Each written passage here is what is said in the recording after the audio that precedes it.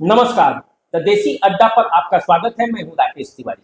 देखिए, चमकते सड़क और बिजली की रोशनी से जगमग गांव भले ही नीतीश कुमार के विकास के खाते में जाते हैं, पर बिहार के विकास में जो कुछ नहीं हुआ, उसकी जो साइड इफेक्ट है वो भी नीतीश कुमार के ही खाते में जाते हैं। तो जिस तरह से बिहार में विकास के लिए नीतीश कुमार जिम्मेवार है, उसी तरह बिहार में जो विकास नहीं हुआ उसके लिए भी नीतीश कुमार ही जिम्मेवार है। और जब 2025 में विधानसभा का चुनाव होना है, तो उस चुनाव में ये मुद्दा बड़ा अहम बनने वाला है। नीतीश कुमार के लिए कई चुनौतियां हैं और इसी तरह की 4 चुनौतियों को मैं आपको बताने जा रहा हूं कि नीतीश कुमार के सामने वो 4 चुनौती क्या है, जो खुद नीतीश कुमार के द्वारा पैदा की हुई है। और नीतीश कुमार ने इसे बिहार के बेहतरी के लिए किया था, लेकिन उसका साइड इफेक्ट इतना बुरा है कि उसका अब शोर बिहार की राजनीति में सुनाई देने लगा है। और विपक्ष खास करके उन जो बातें हैं, जो मुद्दे हैं, उसको तेजी से उठा रही है और इस मुद्दे पर सरकार को घेर रही है, नीतीश कुमार को घेर रही है। खास करके तेजस्वी यादव जो यात्रा पर भी निकले, वो इन सवालों को उठा रहे हैं और नीतीश कुमार को घेर रहे हैं। देखिए, नीतीश कुमार ने जो बिहार में सामाजिक परिवर्तन के एक सबसे बड़ा काम किया, वो काम था शराबबंदी। लेकिन शराबबंदी से बिहार को क्या लाभ मिला, ये बिहार सरकार के लिए पहली चुनौती है। भले ही कुछ लोगों ने शराब पीना छोड़ दिया, लेकिन अभी भी ये दावे, ये आंकड़े और हर नेता, हर सरकार के ही कई गठबंधन के साथी ये कहते हुए मिल जाते हैं कि बिहार में शराबबंदी है, लेकिन जो है शराब सभी जगह उपलब्ध है। अब दुकानों पर नहीं बल्कि होम डिलीवरी हो रहा है। और इसमें सबसे बड़ी चांदी जो है वो कौन काट रहा है, वो पुलिस काट रही है। क्योंकि पुलिस के हाथ में एक ऐसा हथियार आ गया है जो उन्हें पैसे कमाने का, रुपये उगाही का एक मौका दे रहा है। तो ये शराबबंदी का मुद्दा बिहार के चुनाव में अहम होने जा रहा है। प्रशांत किशोर ने भी इसे अहम मुद्दा बताया है, उठाया है और बताया है।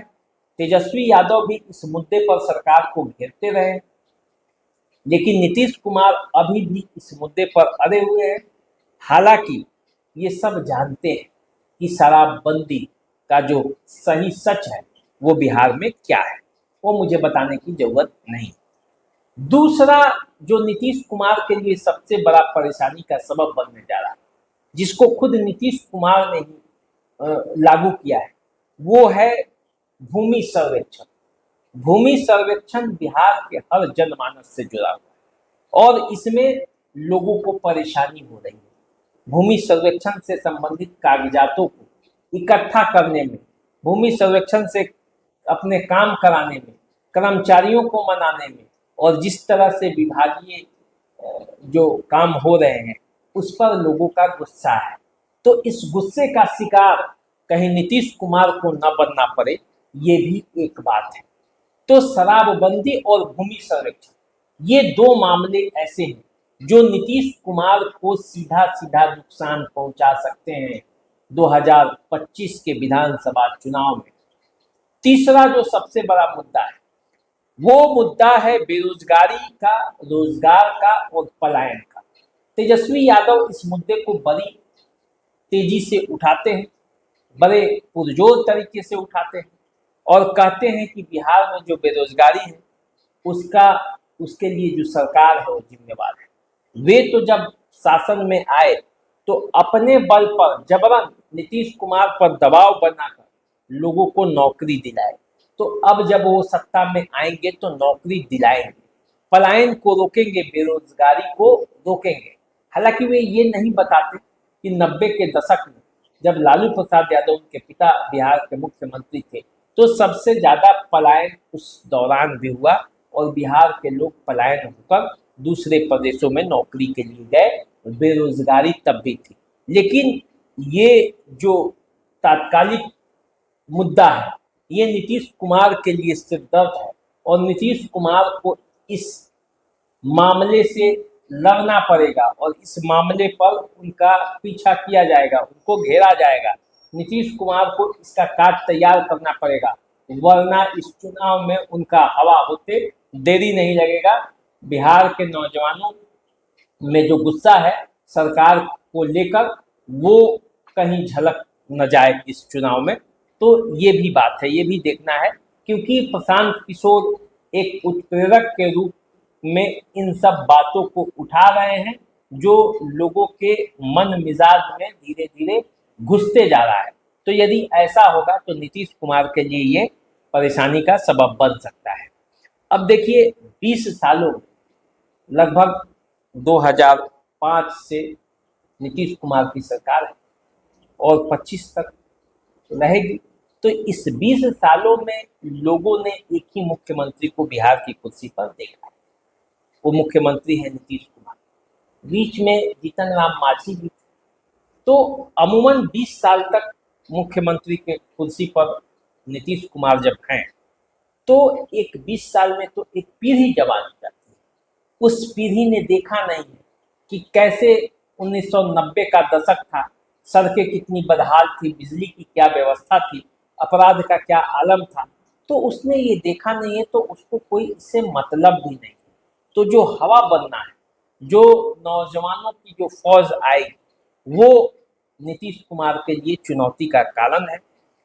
दूसरा एक और इसी में कारण है, जो अफसरशाही हावी कार्यालयों में, सरकारी कार्यालयों में अफसरशाही हावी है। प्रखंड कार्यालय हो, जिला मुख्यालय हो, या जो छोटा बड़ा सरकारी कार्यालय, सब में अफसरशाही हावी है। लोगों को अपने काम कराने के लिए या तो रिश्वत देने पड़ते हैं, दौड़ना पड़ता है। व्यवस्था कोई ऐसी चुस्त दुरुस्त नहीं है जिससे उनका काम आसानी से हो जाए। हालांकि कई विभाग ऐसे हैं जहां बड़ी आसानी से काम होते हैं, लेकिन फिर भी ये सवाल है और इस सवाल का हल जनता चाहती है। तो नीतीश कुमार को इन सभी सवालों का जवाब तैयार रखना होगा, तभी 2025 के चुनाव में वह अपना मुकाबला कर सकते हैं विपक्ष से। वरना विपक्ष इन सभी मुद्दों पर नीतीश कुमार को घेरने वाली है, और जो 20 सालों का एंटी इंकम्बेंसी है नीतीश कुमार के खिलाफ, वो जब हावी होगा और जब इन मुद्दों पर उन्हें घेरा जाएगा, तब फिर मामला पलट सकता है। तो इसीलिए नीतीश कुमार को इन 4-5 बिंदुओं पर ध्यान देना होगा, और यही 4-5 वो कमजोरियां हैं जो नीतीश कुमार को कमजोर कर रहे हैं। तो चलिए, आप हमारे साथ बने रहिए, देखते रहिए द देसी अड्डा। हम आपसे फिर मिलेंगे। चैनल को सब्सक्राइब कर लीजिए, फेसबुक इंस्टाग्राम पर हमें फॉलो कीजिए, इस वीडियो को शेयर कर दीजिए। नमस्कार।